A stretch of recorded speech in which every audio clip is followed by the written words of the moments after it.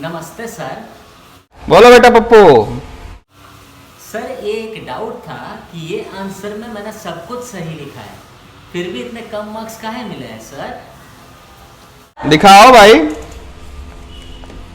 अरे ससुरा, ऐसा उत्तर तुम लिखोगे, अब चाहे तुम इसमें अपना खाता नंबर लिख दो, हम पूरा नंबर देंगे थोड़ी।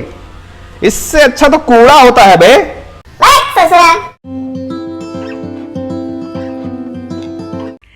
Hello, Namaskar and welcome to my channel Physio Trends. This is me, Physio Prem Shah, Associate Professor at Vikas College of Physiotherapy, and in this video I am going to explain you all that how to write answers in any exams to get maximum marks out of it. First of all, when you get answer sheets, start putting margins on the right side of the answer sheets so that whenever you are writing your answers, it will be there in the middle of the answer sheet and it looks decent.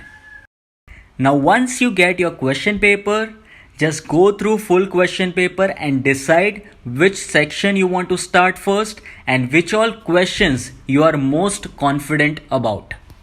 Once you have decided which answer you are going to start with, put answer number correctly on the left side margin and then start writing your answers. Remember, you don't have to write question for filling the space here.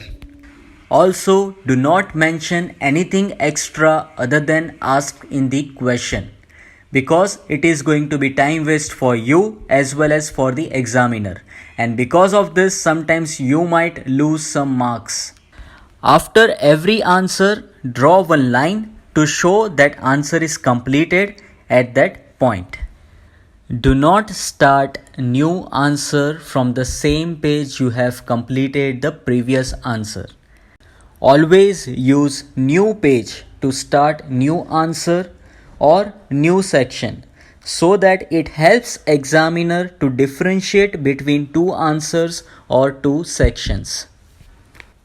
After every section completed, draw two lines to show that a section is completed. At the end, always spare 10 minutes to underline important points in every answer and make boxes over important headings.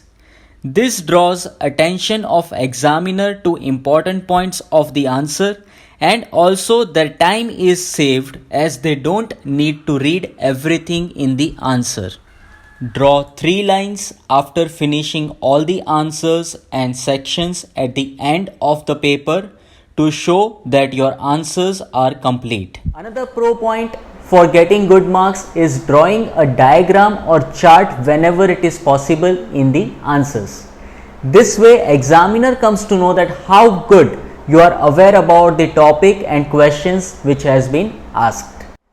I wish all this information comes useful to you and all of you get good marks in your exams. All the very best for your exams from Physio Trends. If you like this information, please like, share and subscribe to my channel Physio Trends. Once again, thank you so much for watching it.